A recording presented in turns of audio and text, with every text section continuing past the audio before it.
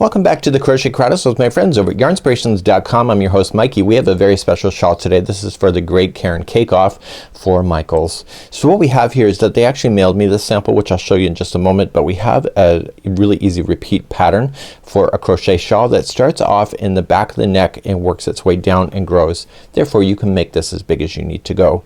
So it's a nice easy repeat until you're satisfied.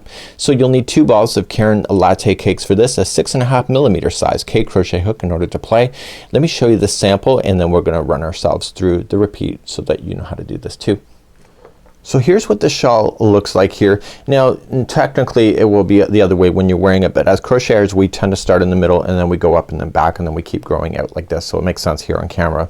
So if I put my hand behind it, you will see that there is some spacing that's there, so when you're wearing something and it's draping you'll be able to see a little bit of that, as you will see in the model as well. So you can see that there's a repeat, so you see that there's holes here and then there's holes here and etc. and you're letting the cake do the work itself. So as you can see the color is changing and that's as per the ball itself, so there's no special manipulation. So if you really follow it here you see how it changes here. So it actually looks really good when it comes to these kind of ideas, and also you can put your hook into the wind, throw on the television and then just enjoy this particular project. So what I'm gonna do today is I'm gonna get yourself started, and that's what our goal is today. So let's begin and we're gonna start off. Now I'm going to use Caron 1 pound today. The only reason why I'm using it is that I started doing this and you realize you can't see the stitches if you're sitting at home. In person I can feel the stitches, I can literally pull it apart and see the stitches, but on camera it's not so friendly with that. So I'm going to use Caron 1 pound and this is my method to my madness. Let's start off with the slip knot. And we're going to put this onto the hook. Still use a 6.5mm size cake crochet hook. We're going to chain 4, so 1, 2, 3 and 4, and then we're gonna move on to row number 1 next. In row number 1 we're going to go across this, so this whole chain is going to count as a stitch, so don't forget that in the future. So when we go to start this we want to start in the beginning chain all the way back there, and we're going to apply 4 more double crochets there. So we're gonna have 1,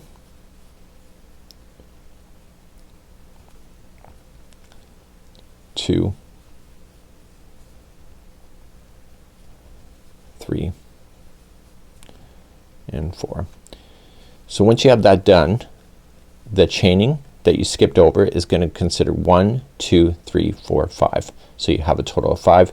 Turn your work and let's begin row number 2. So let's begin row number 2. So we have 5 stitches. The middle one here is going to be the point. If you want to use a stitch marker to indicate that point, it may be a good idea for the latte cakes. I can, as an experienced crocheter, I can honestly see it, but you may not if you're a beginner, so you may want to do that. So you're going to chain 2, and in this pattern the chain 2 at the beginning does not count as a stitch, so that's nothing.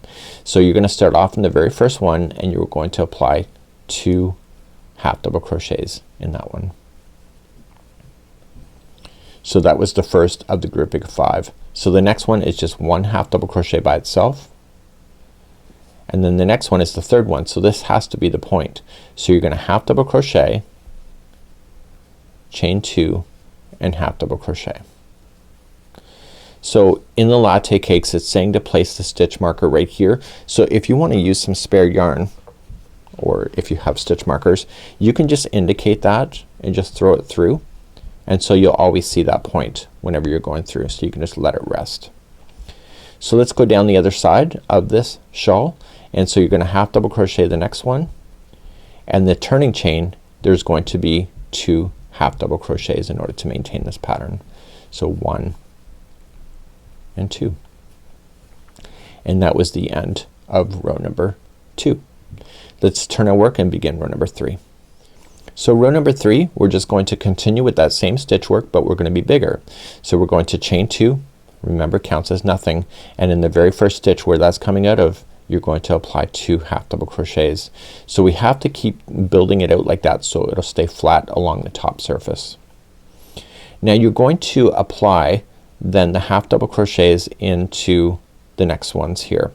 So we have to watch our stitch work when we're going to do this in order to make it work. So let's begin, and so it says 1 half double crochet in each of the next 3. So just kind of watch how you're going to do that. So you're gonna say 1, 2 and 3 like that. So there's your 3. So look where I put that last one in so you can have a good reference of it. And then in the point you're going to put in 1/2 double crochet, chain 2 and 1/2 double crochet, and if you're following up that stitch marker, just grab a piece of it and just pull it through that hole so you can now see it. So let's go down the other side. So starting right here, so that's where we're going to begin our story, and we're gonna 1/2 double crochet the next 3, and then in the very final here you are going to apply 2 1/2 double crochet, and that was row number 3. So you're noticing it's not so flat. Caron 1 Pound here is not as flexible as that as the latte cakes, so just be aware of that. So if you're seeing out like this, that's fine. So let's turn our work and begin row number 4. Let's begin row number 4. We're gonna create that space that I showed you on the sample. So you're gonna chain 2, doesn't count as anything, and you're going to put in 2 1/2 double crochets in the beginning. So we're now gonna start creating the space. So chain 1, skip 1 and 1/2 double crochet in the next, and you're gonna do that all the way to the point. So then chain 1, skip 1, go all the way to the point like that. Okay, and then chain 1, skip 1, which is that one, and then you'll end up in the point. So the point again is a 1/2 double crochet, chain 2 and 1/2 double crochet, and you can move up that stitch marker if you feel like it.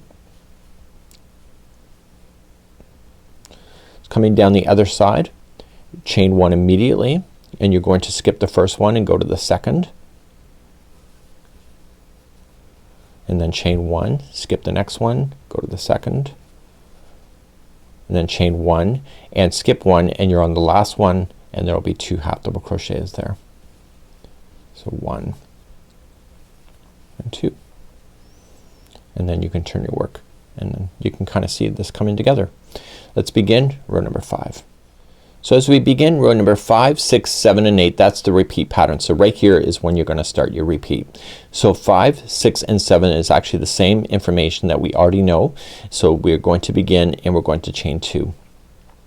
So we're going to put in another 2 1/2 double crochets in the very first one so we can maintain the balance, and we're going to put in 1 1/2 double crochet in each of the stitches going all the way across. So we're starting with the next stitch. Remember that there's 2 there, so you're starting with the next stitch and then to go into the space for the next one and the next stitch and then the space and then the next stitch and space and then the next stitch like that, and then you're into the corner. So the corner then is 1/2 double crochet, chain 2, 1/2 double crochet.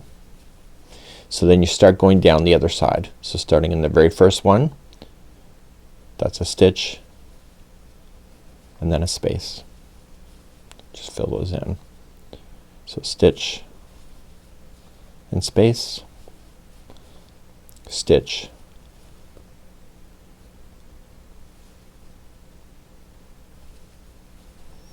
and space, and then here you have 2 stitches in a row. So you have the stitch is the first one, and then the very final one is 2 1/2 double crochets. So that was row number 5. Let's turn your work and begin row number 6. So in row number 6 you don't need to worry about filling in any of these spaces. You can move up the stitch marker if you wanted to, it's up to you. And so you're just gonna chain 2 and 1/2 double crochet twice in the first one,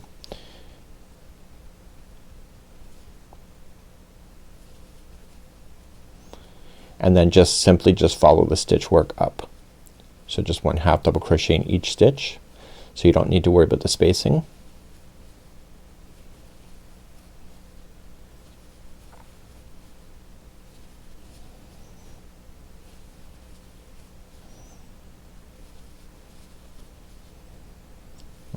and then when you're ready for the corner, it's half double crochet, chain 2, half double crochet. You can move up the stitch marker if you wish, and then coming down the other side.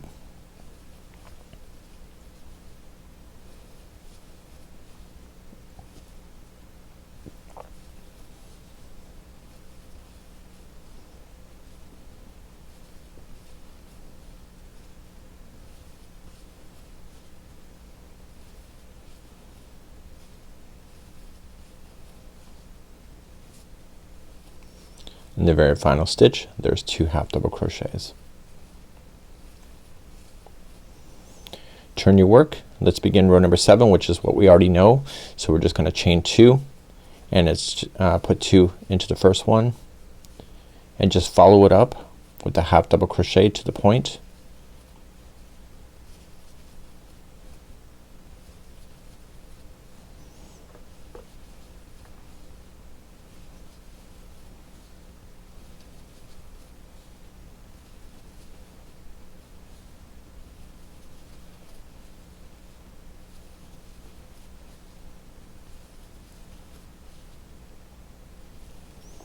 And the point, you already know it's a half double crochet, chain 2, half double crochet, and then coming down the other side of it, starting in the first one,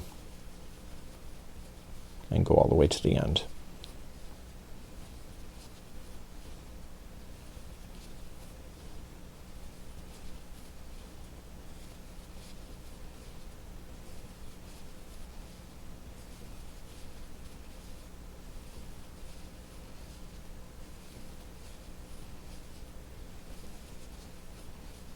So in the very last one, you're going to apply 2 half double crochets there, and then we're going to turn our work and begin row number 8. Row number 8, we already knew what we're doing. We're going to create these spaces again, so this will be the end of the repeat on the end of row number 8. So chain 2, that's right, it doesn't count as anything, and then half double crochet twice into the first one, and then begin your spacing. So chain 1, skip the next one, half into the next, chain 1, skip 1,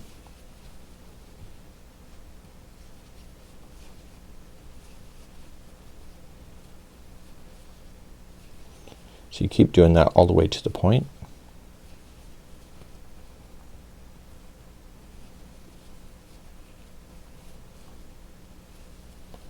Finally, we're chaining 1, we're skipping over the very last one and then going right into the point. So it's a half double crochet, chain 1, sorry, chain 2, and then coming down the other side. So put the half double crochet in the final point, chain 1, skip the first one out, go to the second, and do that all the way to the end.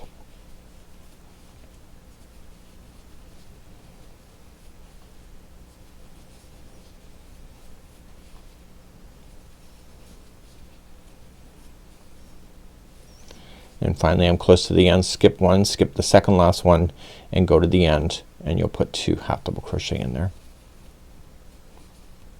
And that was the end of row number 8.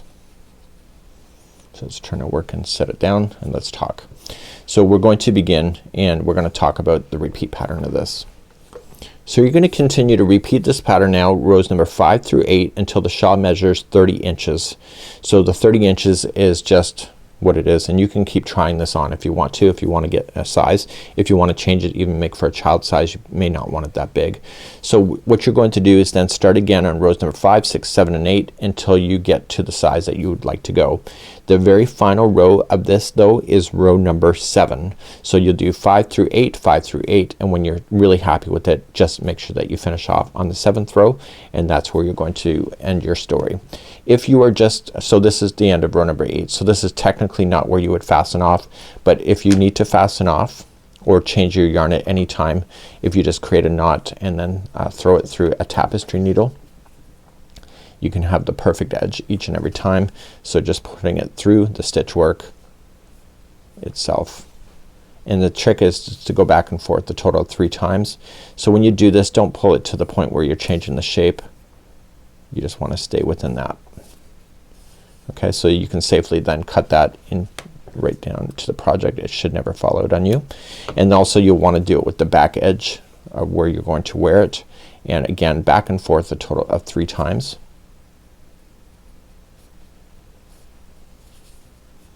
In order to get that to work. And I just got to do it one more time. Technically it's probably okay the 2 times through, but you know, why not, right? You're there, might as well throw it through the 3rd time and consider it a charm. You may want to just dampen this up a little bit and just stretch it, and everything should be good to go. And this would be how you would do this particular project. And this is the shawl. So this is awesome, and have a great day. And it's Mikey on behalf of the Crochet Artist with my friends over at yarnspirations.com. Bye bye.